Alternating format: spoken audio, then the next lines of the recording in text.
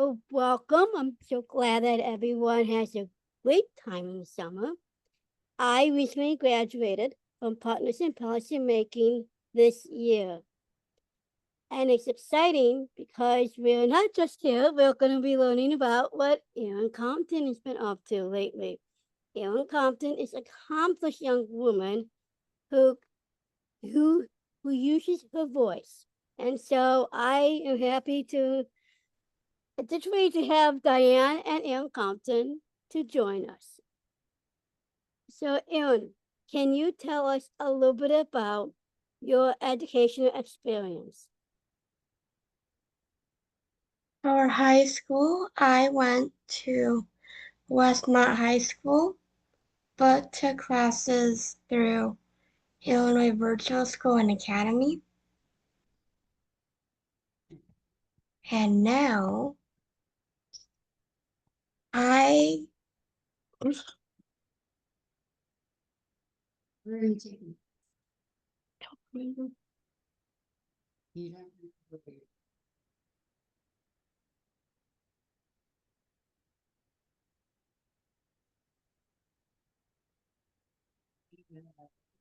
able to get this thing to work here. Sorry, can we start over? Erin, can you tell us about your educational experience? For high school, I went to Westmont High School, but I took classes through Illinois Virtual School and Academy. And now I'm majoring in dance and advocacy at College of DuPage. Wow, that's amazing. Can you tell us a little bit more about the dancing that you do? You're an amazing dancer.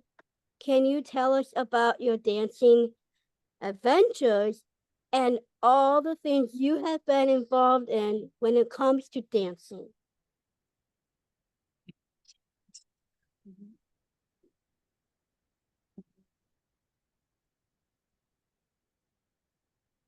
I've been traveling to lots of countries.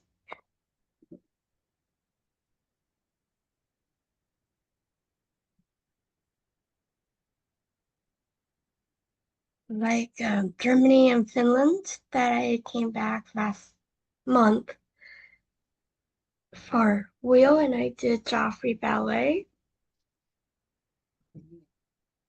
I was in, for the first time, the Nutcracker.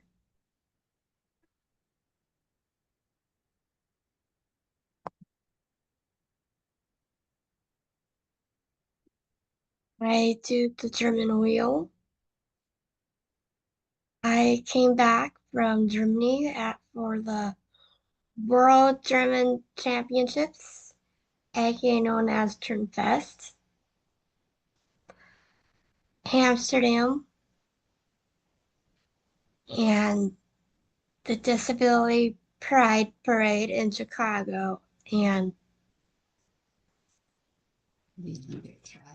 the Olympic trials where Simone Biles was.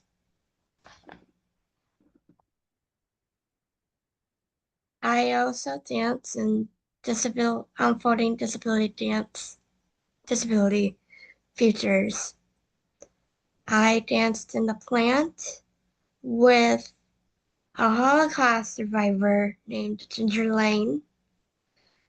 I went to South Africa, Jumba Dance Festival with my company also. And I went to Finland, and yet here we are. And also in Finland.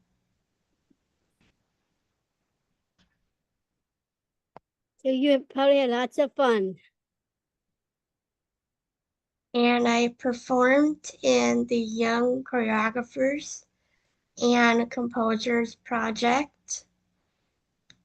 My dance piece was the ancestric piece of how our ancestors first came into this world by someone.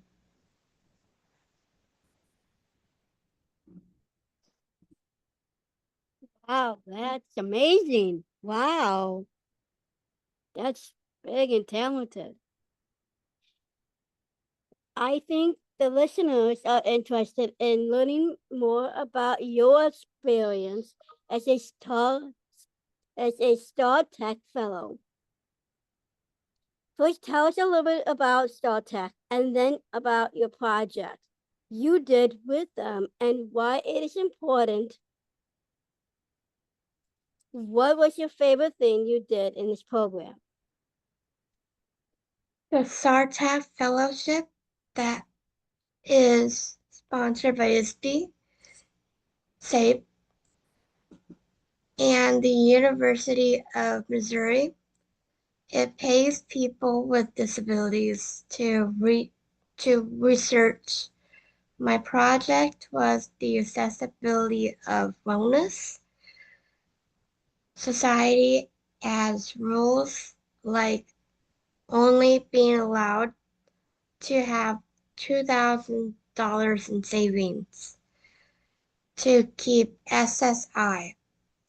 That makes that make it hard for people with disabilities to be well. I had this idea when I was taking a gym class that taught me that the definition of wellness is the absence of disease. I wondered if that meant I would never be well because I have chronic health conditions. There are 8 components of wellness, including physical, emotional, social, and I made a fact sheet for each that showed the challenges of achieving those for people with disabilities. Wow, that's amazing that you have done that. Congratulations on the Star Trek Fellow. I understand that you work for the Chicago Cubs through Angels for Hire. What do you do and what do you love about that job? I love working for the Cubs so much, and I am a ticket scanner and greeter to greet fans to make them more comfortable and make sure that the Cubs will hopefully win, I hope. Well, that's a great thing, right? Do you like to Yeah. go to see those games? Yeah. That's much fun. I'm, we want to know, can you tell us about what you do? Like, I know you do like the ticketing and the greetings. Do you have a lot of people that you see there when you do those? When you're there, do you see any friends come in? Yes, there's lots of friends. One of them I work with is my friend Becky and my boyfriend Zach. Wow, that's really amazing. How can people learn about getting a job with the Getting a job. good? It's okay. They can call Angels for Hire.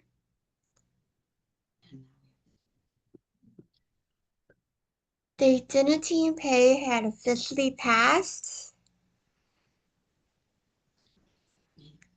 It means that people with disabilities can be paid some fair wage and be included in society. That's a wonderful thing. And you are part of that signing, right? Yes. That's wonderful. As a advocate for people with disabilities, what message do you want to share with the world? My 3 advocacy messages are that we are not broken people in a normal world. We are normal people in a broken world. Disability is normal. It's not scary or something people should make fun of. It's just normal. The second one is wellness for all. Everyone has the right to attain wellness, starting by keeping Medicaid accessible and making sure housing is accessible. My third one is self-determination for life. I wrote a book chapter for a book called Family and Disability Activism Beyond Allies and Obstacles that shows how people can develop self-determination, even in babies, and why that is important. So how can we get those books? Can you tell us about that? We could send a link or they're on Amazon.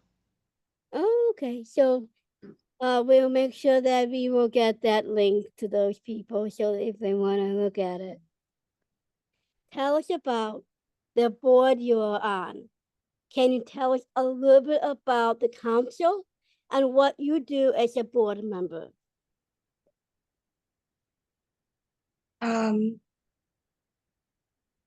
I help people. I am on the Illinois State Rehabilitation Council.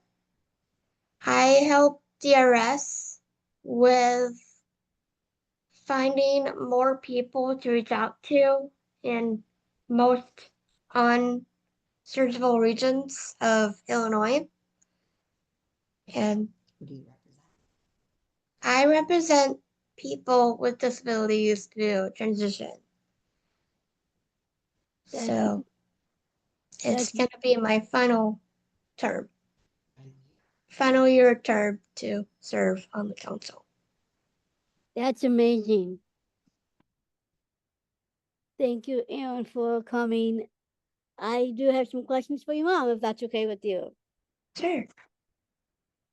As a mom, Diane, what Yes. advice can you give to moms who are listening to this podcast? Well, it's interesting you asked that, Bridget, because I don't know if I've told you this. I might have. But when Erin was 6 months old, there was a Down syndrome conference in Chicago, and you and your mom spoke at it. And I was in that audience.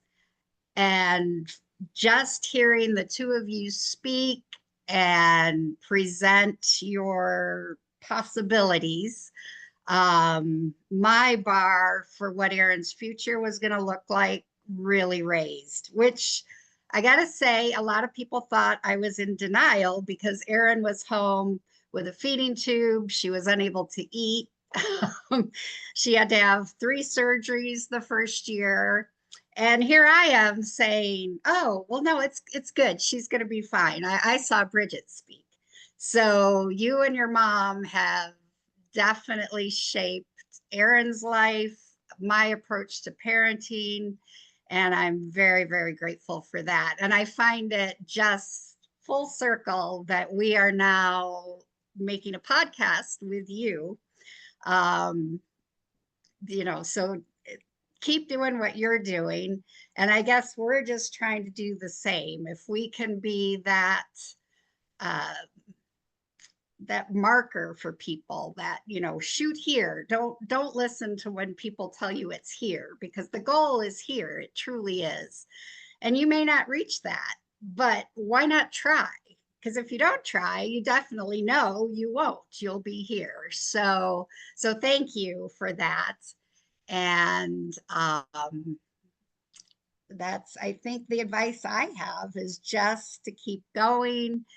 Our goal, even before we met you, like right when she was going to be born, was as independent as possible. And that got us through the decision of putting her on a surgical G tube. When her problem was she couldn't hold anything down. So we were like, well, if we just put more in, how is that going to help that problem? But the doctors didn't have an answer for that question. And like our GI doctor just fired us over that. And so then we had no GI doctor. So, but to me, that was like, ask the tough questions and make sure that people can answer them. Because Down syndrome is a diagnosis. It's not a reason. It's not a because. So that, I guess, is my answer for that, is just keep pushing, find those signposts like you and your mom were for us, and work as hard as you can to get there. Mhm. Thank you. That was so nice of you saying that. Oh, thank you. You are the person that you manages the iPad unit.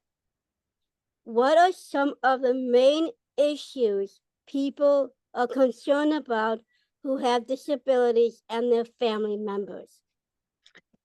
So yeah, so first, I'm one of 4 administrators of iPad Unite. Definitely could not do it myself.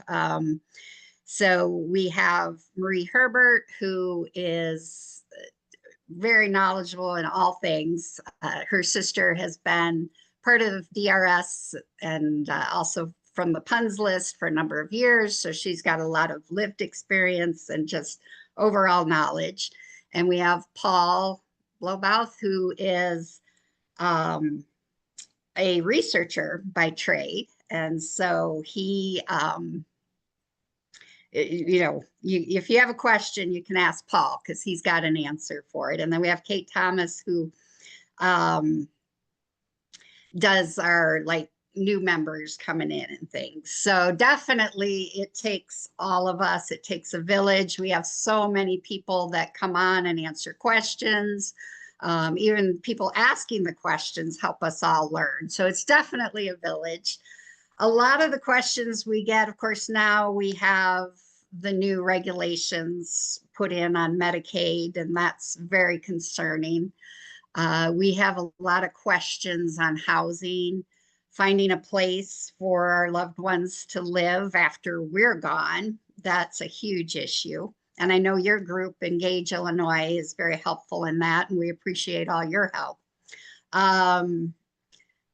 Just a lot of, it's the middle of the night and I'm stuck, I'm having a crisis. What can I do? And that's what's so great about this page is there are people that have probably walked in those shoes who can help. There's experts on the page that can help. And we all just kind of come together and get through all of this. And I think, especially moving forward, it is going to be even more important that we work together on this, because some of the new law changes are really going to impact our loved ones. And so that community is going to be even more important. So is that any other questions? It's an amazing group. How can people get on that? So there, it's iPad Unite, so capital IPADD Unite, capital UNITE. It's a page on Facebook. And I think they can just, I'm not sure, we are a private group, but I think if they search, they can find that. Or I can put a link, if we can put a link with this vlog, then they can follow that link. And Mhm. be sure to answer the questions. We have membership questions because that is how we keep the spammers and the scammers off our page, which is so critical given the topics we are discussing. So we do thoroughly vet people coming in so that we know it's a safe place as much as possible, of course. Definitely. And thank you so much for what you do. You both are an inspiration. So inspiration to so many people. And it will help a lot of people to make a difference, just like using Erin's voice and yours, Diane. This would definitely help. Thank you for you guys coming tune in.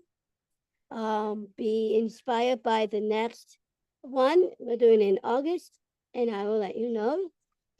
Just tune in, and I will thank you to Diane and Erin. Thank you, Bridget.